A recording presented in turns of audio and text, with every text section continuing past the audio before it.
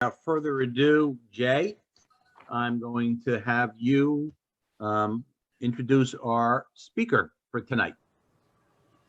Thank you, Bruce. I believe we have our speaker on the screen now. Great. Good evening. According to Alzheimer Association, 6 million Americans over the age of 65 have some form of mild cognitive impairment, Alzheimer's, or other dementias. Our speaker might concur that as many as greater than 200,000 New Jersey residents are living with Alzheimer's and some other dementias. This number has been going up exponentially in the senior population. So it's prudent to learn about early detection of signs and symptoms of Alzheimer's disease and its differentiation from other dementias. Our speaker, who is very much experienced with treating Alzheimer patients every day, Dr. Singh, will elaborate that in his presentation and can answer some questions following his talk. Dr. Singh is a geriatric medicine specialist in Somerset, New Jersey. He has more than 30 years experience in geriatric and internal medicine. Dr. Singh completed his fellowship at Mount Sinai School of Medicine and his residency at St. Barnabas Medical Center in Livingston, New Jersey. Currently, Dr. Singh is affiliated with Robert Wood Johnson University Hospitals and at St. Peter's Hospital. He has certification in internal medicine from the American Board of Internal Medicine and Geriatrics. Dr. Singh, it's a pleasure to have you.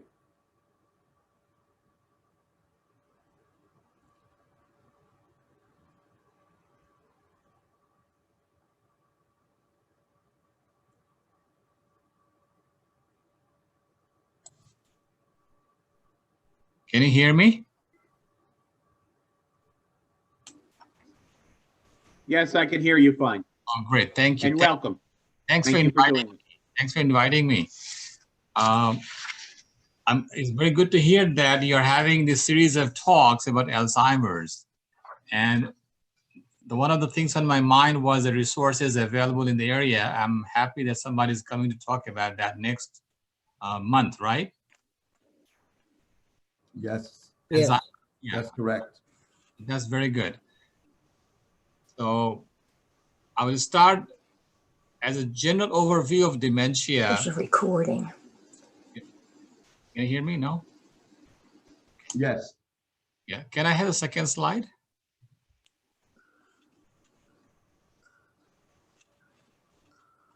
Okay. So basically. Where is your audio? You don't know, right? No. Okay. We will be talking about what exactly is dementia, how prevalent is it, and what are different types, and how a doctor or a patient would know that somebody's having dementia, and what to do about it. Next. That's a little screen size. Mm. Before we understand Mr. dementia. Ralph Owen, sorry, you please mute it, Mr. Ralph Owen. So before you understand dementia, we have to understand a word, cognitive domain. There's the volume here. No, where is it? Okay, Ralph. Yeah. And basically, cognitive domain is the key word for dementia. It's the development of mental skills and knowledge to acquire more information and knowledge and store in our brains. Next.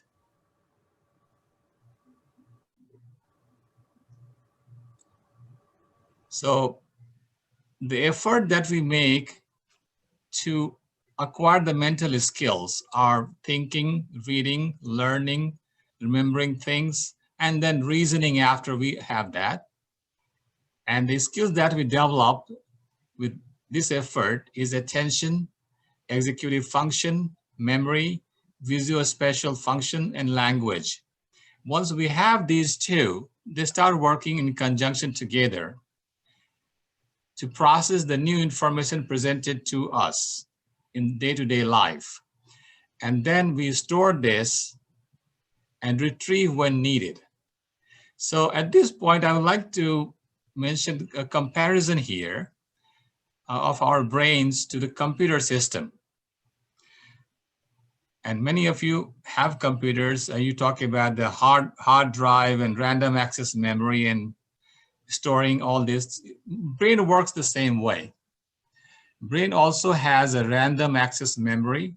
This is the information platform that is used first.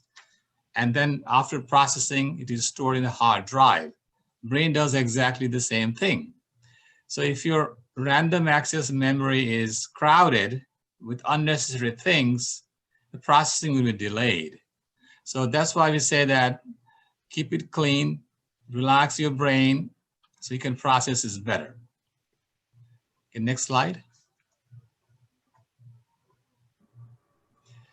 So the real definition of dementia is if there's a decline in one or more cognitive domains, we just saw that in the last slide, that is severe enough to result in a functional decline or activities of daily living. What does it mean is that if cognitive domain impairment, it affects your walking, talking, eating, things like that, then you can say that this person has dementia.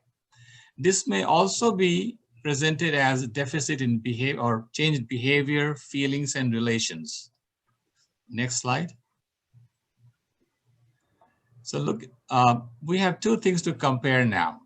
Somebody can ask a question then, how do we differentiate normal aging from dementia? A lot of things, a lot of skills and things change with the age. Yes, that's a very good question. And I'm sure many of you have this question for me. So the basic difference is that normal aging is a slowing of a normal process. There is no deficit as per se, except the speed. There is no impact on the activities of daily living. And people can answer slowly, but they answer perfect. They can process, they can think, they can do all that activities of brain. On the left side, in dementia, there is some impact on the daily activities, daily living. I would also like to mention there is a condition known as mild cognitive impairment, which stands in between these two. Can I have next slide, please? Okay. So if you look at the left side, there's a preclinical stage of dementia. On the right side is dementia, which everybody can diagnose and see it. So preclinical stage of dementia can be there for 10 to 20 years and nobody knows it. In summary, basically, this is the stage where patient knows it, but the doctor doesn't know it, that it has dementia. Brain changes have started taking place, but you can't measure by the tests that we have available.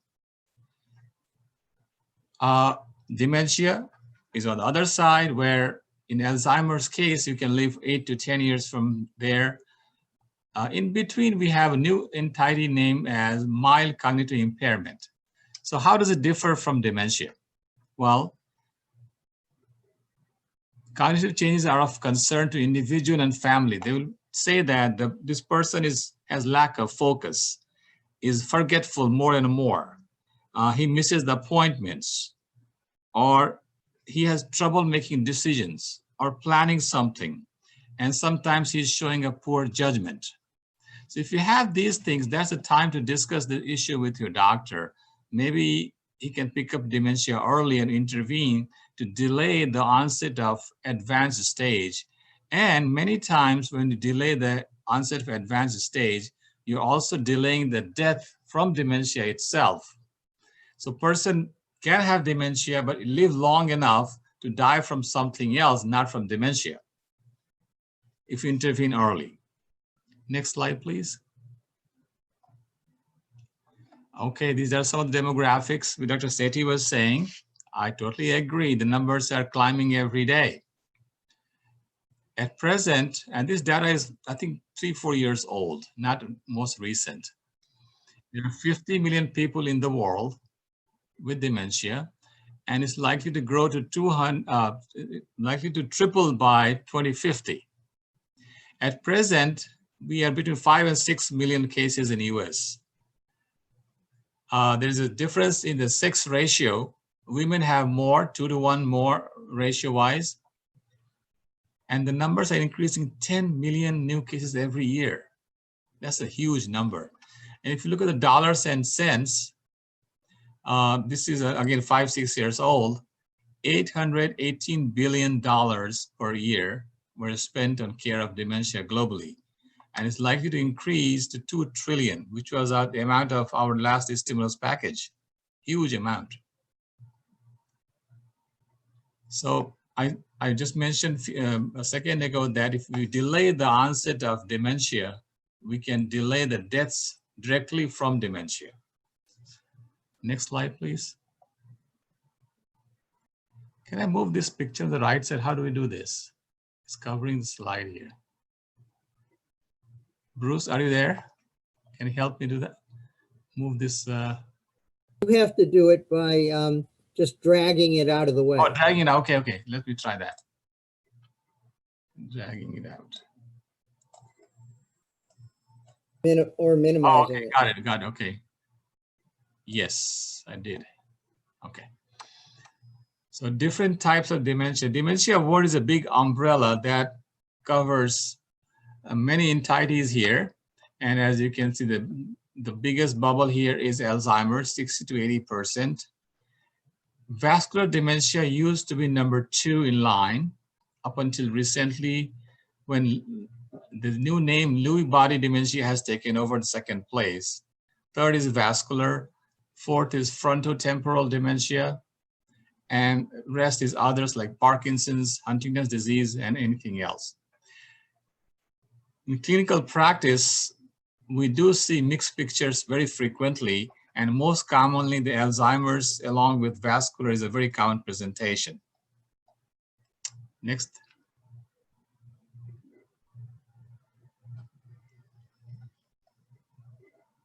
I think we did that. Oh, okay. This is just a picture comparing a healthy brain on the left side to the Alzheimer's brain. Look at the size of the brain itself. This is the gray matter outside, it's the white matter. And big difference, there's empty space here. And also the sulci and gyri, they are more here. So there is more storage in this brain, and this one has much less. Look at this tiny structure, says hippocampus. That is the key area of brain that is involved in Alzheimer's disease. So overall, the brain is shrinking. So when you do the imaging, CT scan or MRI, you show the brain is atrophied. So atrophy with the age is very mild, whereas from the Alzheimer's disease, atrophy is very marked. Next. I would like to spend a few minutes on this new name here, which is getting more and more popular in the medical circle, and patients are concerned about this. Lewy body dementia has a global atrophy of the brain, something similar to Alzheimer's, not exactly same, but it differs in the anatomical, histological changes. And here we see different kind of protein bodies inside the cells. They are known as Lewy bodies, and the chemical name for that is alpha-synuclein bodies. Usually it happens to people a little younger than Alzheimer's disease, 50 plus, and it has some unique features that resembles Parkinson's disease, like gait problem, tremors, rigidity. But the difference with the Parkinson's is that in Parkinson's disease, these are the prominent features, the gait, tremor, and all that. In Lewy body dementia, they start later. First, you have the problem with the memories, and later with the gait and tremors. Average time to death from diagnosis is 5 to 8 years, which is faster than Alzheimer's. it is more rapid progression. And one unique feature with Lewy body and Parkinson's is the hallucinations. Alzheimer's don't have that many hallucinations. And if somebody tells you that along with the memory problems, somebody's having sleep disorders. REM sleep is the deep sleep where you dream. If somebody is not sleeping properly, something has changed, then let the doctor know that. Maybe he can pinpoint this to Lewy body instead of Alzheimer's disease. The treatment for this disease is, again, cholinesterase inhibitors, which we also use for Alzheimer's. But along with that, because of the gait and tremors and other problems, we also use the anti-Parkinson's medications like Sinemet, carbidopa, levodopa. We have to be very careful with the antipsychotic medication in Lewy body because they're very sensitive and they can have very serious side effects from there. So we prefer as a medical doctor not to use this for these patients unless it's extreme emergency. Next. This is just a comparison of the areas of brain involved in Lewy body and Parkinson's. So Parkinson's affects this lower area, which is the area involved with dopamine activity and results mostly in the tremor, gait problems, and rigidity and all, whereas Lewy body involves the entire brain here. And these are the tiny structures known as Lewy bodies showing up in this slide here. Next. How do we diagnose dementia? Well, as it says, there is no one test to determine if someone has dementia. Diagnosis is based on the clinical examination, history, lab values, and in some cases, if the case is consistent with vascular dementia or something else, then you can do a CT scan and MRI.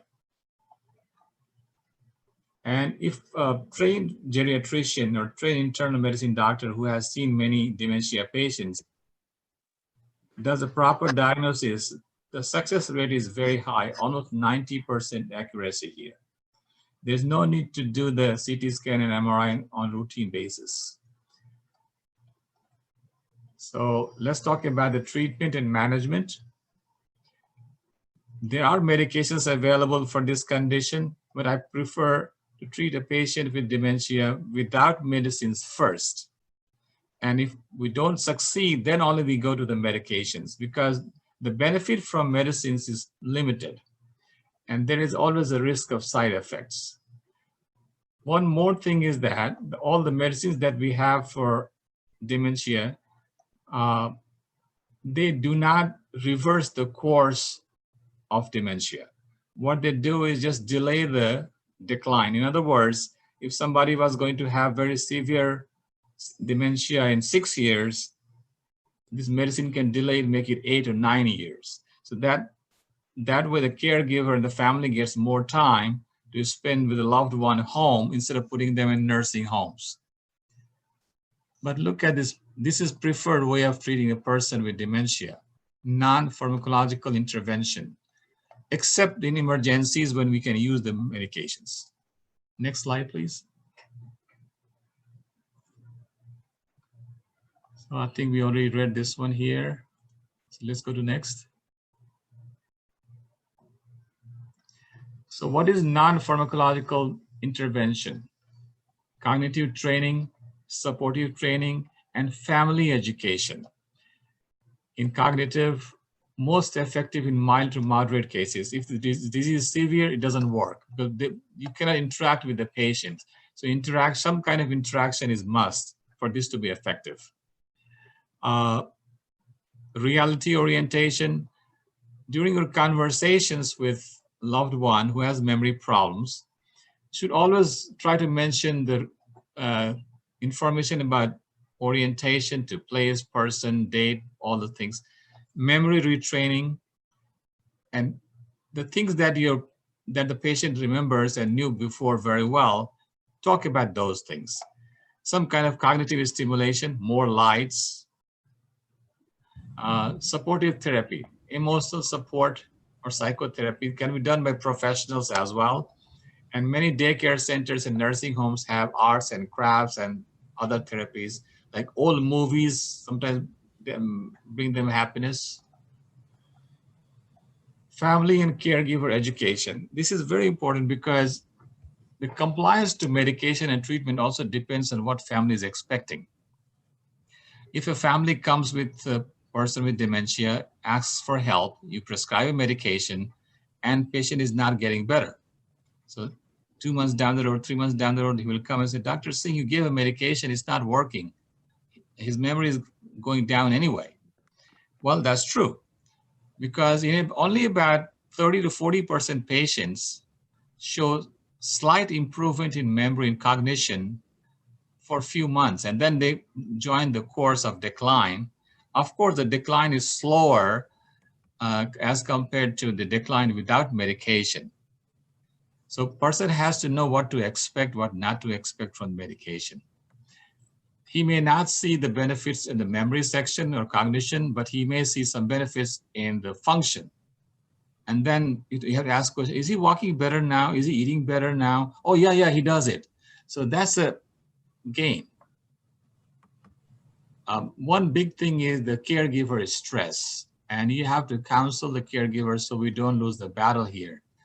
And there are some resources available. Some organizations are COPE, REACH, Savvy. You can reach them. And we have the phone numbers we can provide you if you have any questions for that. Sometimes they're overwhelmed with the care. To buy some help and give them some rest, you can use the adult daycare centers and respite care. They're available all over New Jersey. Next slide, please. And this is a good idea to modify the living area where the person lives, so make it easier for them to get the answers. So we should not try to overstimulate the person. Calm situation, never get too excited. And it's a good idea to give them a daily routine, like folding the laundry or doing something in the house. Very simple chores for them. Put clocks, calendars, to-do list here, radio, television with old shows and that he could remember. Pictures of toilet and stop signs. If somebody has a stair, he's not supposed to go on that, put a stop sign there. And regular exercise does help. Next.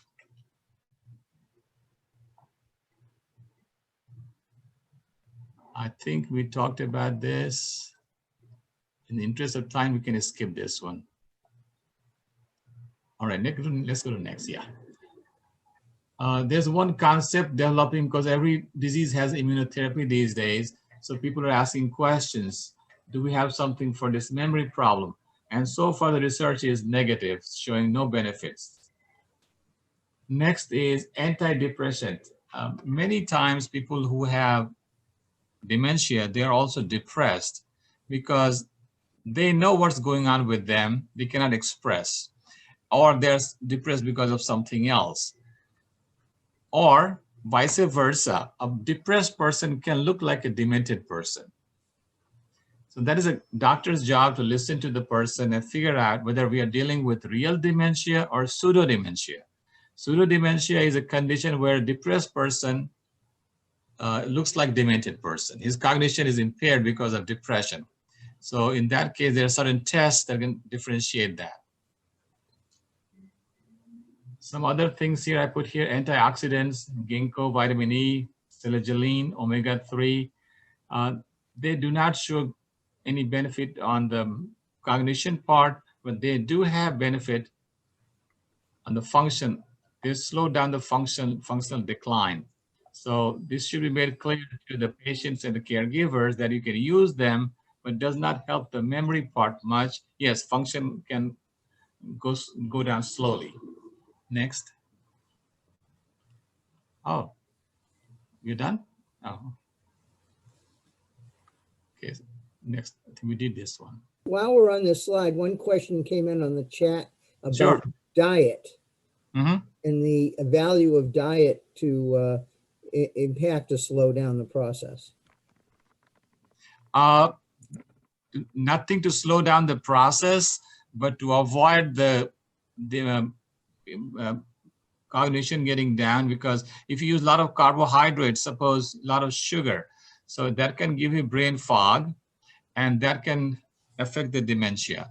high fat intake, there is some hypothesis that can also affect your amyloid depositions. So high cholesterol can affect your memory, yes. Was it any specific question for any specific diet or just in general? It was just a general question. Yeah, high carbs and high fat should be avoided, yes. And too much tea, coffee and all. Okay, so I think we missed one slide, did I? So psychoactive medication, I think I mentioned this one should be avoided in general in any dementia because all-cause mortality does go up in dementia, especially in Lewy bodies. We should be avoiding it definitely. And we have other choices if we have to calm down a person who is agitated or not behaving like a calm person. Like we have drug known as valproic acid or carbamazepine. These are medications used for seizures, but we can also use these medicines to calm down the person. Next, please. Okay, I just put these things together because this happens in a daily practice. We see a lot of people ask questions. How about, can we test my mom for these genes? And can you tell me whether she will get the Alzheimer's or not? This gene is responsible for, oh, let me correct my statement. In many cases, Alzheimer's, this gene is found, but it does not translate into our ability to predict the Alzheimer's. Whether if you have somebody has this, it's not sure that whether they will get Alzheimer's or not. So we are not using this as a screening tool. It's not reliable. Second one is about the feeding of the demented person. Remember that, excuse me. In dementia patients, the skills that you lose last is the skill that you learn first in the world.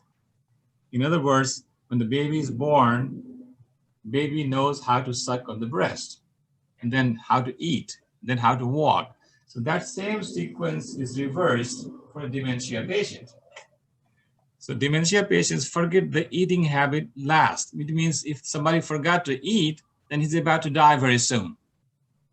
So if that's the case, and somebody stops eating, first we try oral feeding assistance, like somebody, family member or a caregiver has to spend half an hour feeding the person, and not jumping to the feeding tube, because the benefits at that point from feeding tube is not much, whereas there's a lot of complications from the feeding tube itself. So spending more time to feed like as you do for the babies is the answer here. The next is, okay, for cases of early onset of familial dementia, there are some dementias, even Alzheimer's, they run more in one family depending on certain genes. I did not put the name of the genes here. So in those cases, we can go for the CT scan or MRIs.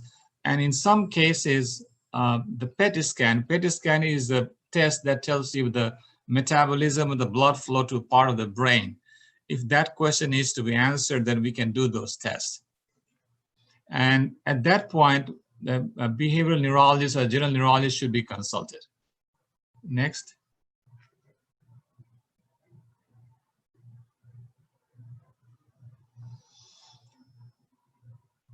Okay, well, the general says healthy diet, not smoking, exercise, puzzles, word searches, brain teasers, reading. These are all good habits for people with cognitive impairment. Next. Okay. Any questions?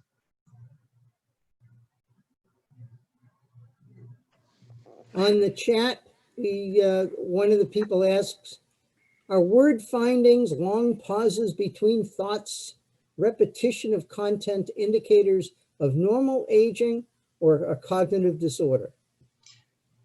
Repeating the same statement is not the dementia. Repeating same questions, maybe. Yeah.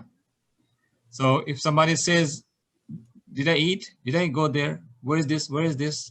then that is indicating that there's a problem with memory there. Yes. Or somebody very compulsive, like a professor who's getting older, and he knows a lot of his stuff. His kids are not following his rules. He'll keep reminding them again and again. He's very compulsive, obsessive now. That's not memory problem. That's a behavior problem. Did I answer your question properly? Corey, were you okay with the answer to that question?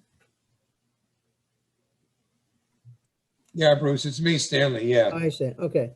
Hey, Carrie, if you can unmute yourself and ask your question. Carrie Benson? Okay, can you hear me? Yes, I can hear you. Okay. Of course, I'm asking a question about a word I can't pronounce. There's a syndrome called anaxagnosia, which means that the patient, it's a neurological disorder. It means the patient is unaware of the disorder that they have. How common is that with dementia patients, and is it more common with one type of dementia over another? It's not common with the dementia patients unless it's very advanced case. It's more common with stroke patients. Yeah, it can be, I mean, if it's very advanced case, yes, you can see that, but not in mild or early cases, no. Okay, can you still hear me? Yeah. Okay, my understanding was that vascular dementia usually involves some kinds of either TIAs or major strokes that can bring about the dementia. Correct. So would it have some significance in that particular disorder?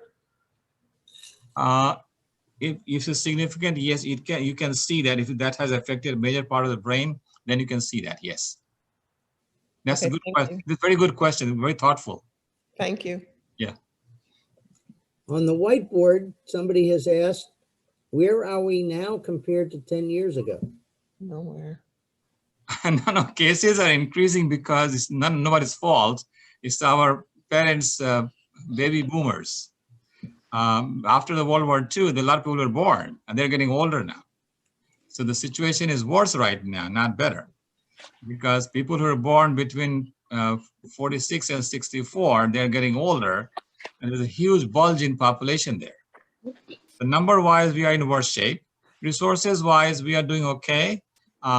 One thing I will say from my personal experience, that many places, because of financial reasons, have given up the geriatric programs and programs for seniors in the interest of money.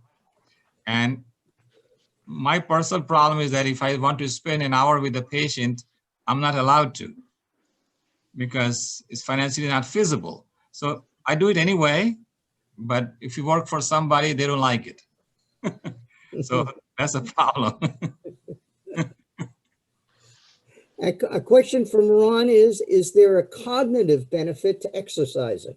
Definitely yes. Definitely yes. You feel in control and your orientation gets better. Definitely yes. I suggest half an hour, 5 days a week will help you a lot. Next, any questions? Any other questions?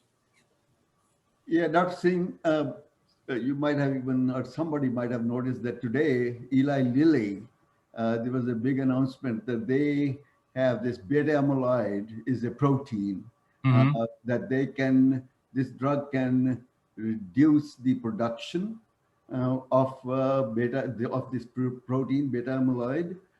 You think if that kind of progress is made, maybe we can significantly slow down the progression of the disease?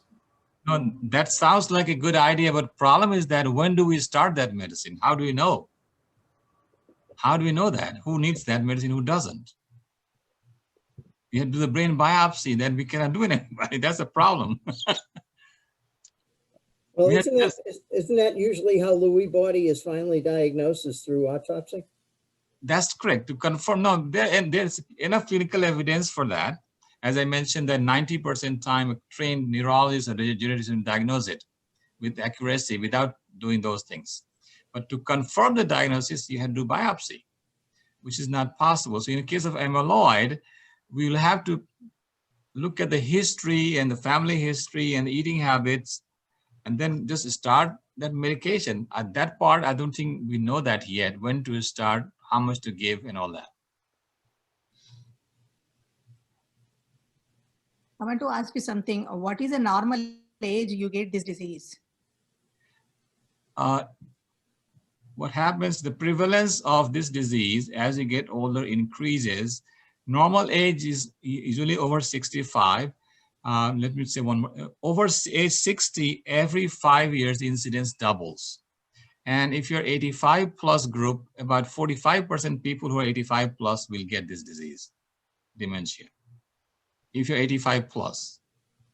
So it should be in the planning that something happens. Everybody should discuss with the kids. It's so common, right? People are living 85, right? People are living up to 85, many of them. Could you go back to the exercise part again? We talked about 30 minutes, 5 days a week. Is Right. that walking, resistance training, some combination? What's better? It should be just non-impact, and anything else is fine. It should not be jumping. That's good. That's not good. Non-impact. Brisk walking is very good. That's enough. You don't need anything more than that. Resistance training is good for building your muscles and bones, if you can add that, but it's not must.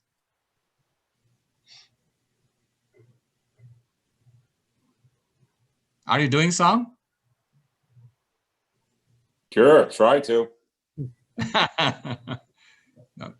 Okay, next. Are there any good drugs in the pipeline of pharmaceutical manufacturers? Well, nothing in the last 10 years. Dr. Sethi just mentioned one, which I have not used.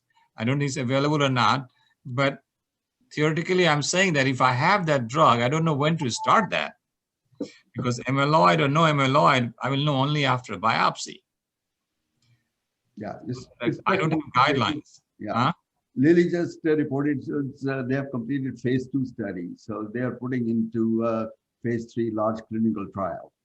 Oh, okay. So you are in research, so you know better than I do about these things, but it's far away from being a clinical practice, right? Right, absolutely. Yeah. We have a question or statement. It said, my husband was diagnosed with Parkinson's 5 years and last year with Lewy body. Does the system of LB, I'm assuming LB stood for Lewy body, does the systems of LB come and go, the symptoms? Unfortunately, it doesn't go away now. And since it's 5 years, so 5 to 8 years is pretty much maximum lifespan with Lewy bodies.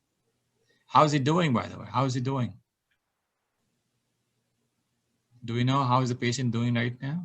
I don't know if they want to. He's doing good, doing good. And what are you doing? What medicines he's on?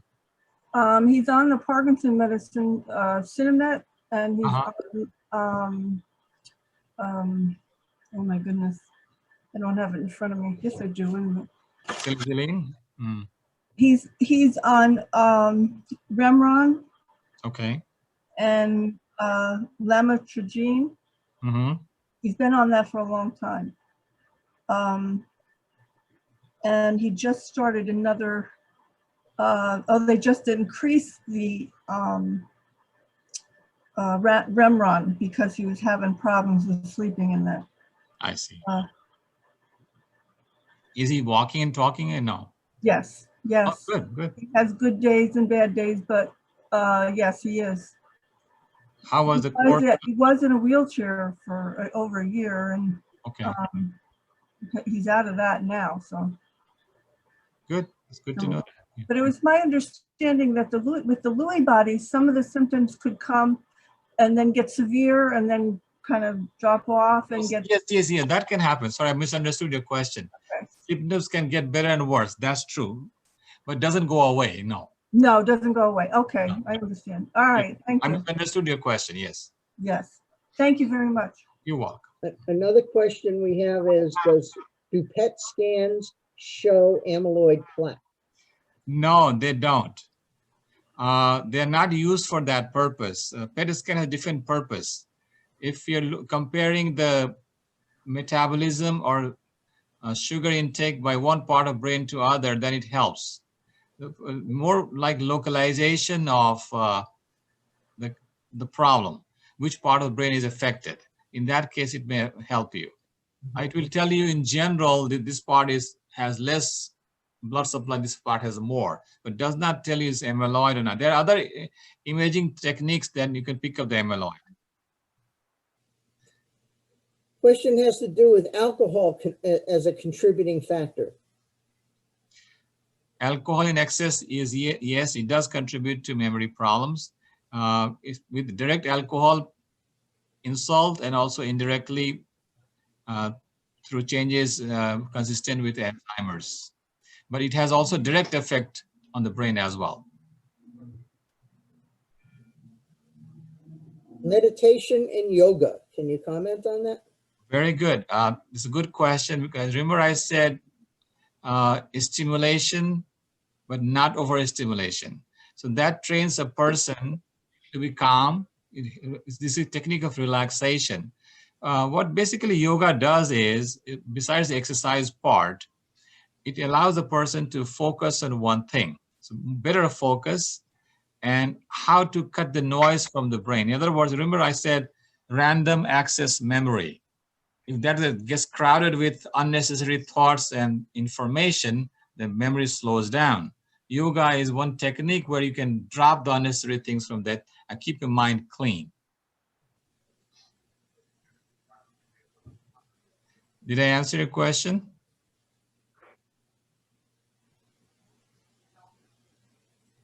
Yes. Thank you. Do you do yoga? Thank you. Yeah, we do. Okay. Do you feel that way, what I said, or no, you don't feel that way? Yes, we do. Thank you. Feel calm and Yes, it calms you down. yes, it does. Definitely. See, a lot of people think yoga is just exercise part. It's not. It's mind and body both. Yeah. Oh, thank you.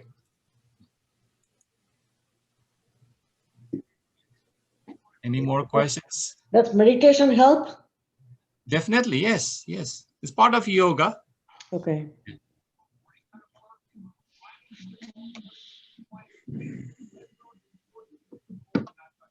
Any more questions, anybody? Dr. Sethi, anything you want to comment on this? How was it? Yeah, I think it was very informative, and it was at a level you were very good at it, that it was very much understandable to a general population. So really, it was well presented, and thank you so very much for. Well, thanks for inviting me. Time out. Thank you very much. Dr. Singh? Yes, hi. Hi, I think you did a wonderful job. It was very informative.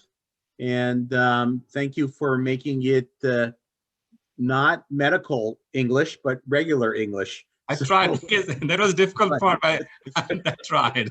So I really appreciate it on behalf of everyone. I do know that there is another question. I think you may have answered it. Is caffeine being a stimulant, would that be any type of benefit or detriment? Anything over 2 cups a day is detriment. That's my answer. Thank you very much. I'm sure if there's any other questions, we could forward them to you at a later date. Sure. I'm not too far from you. I used to make house calls. I've done a house calls in your society there. I've done 2 of them, I think, yes. Okay, very good. Thank you again. Really appreciate it. And if anybody else in the group or in the general population of Canal Walk have any questions, you can either submit them to Bruce Davidson or myself, and then we'll be more than happy to forward them on. And thank you all for attending. And again, I want to wish each and every one of you a very happy, healthy, and a very safe New Year. And if you haven't signed up for the vaccination yet for the COVID-19, please do so immediately on the website. Right. Thank you all again. Bye, and everybody. have a great evening. Thank you. Thank you. Thank you. Have a good night. You too. Bye-bye.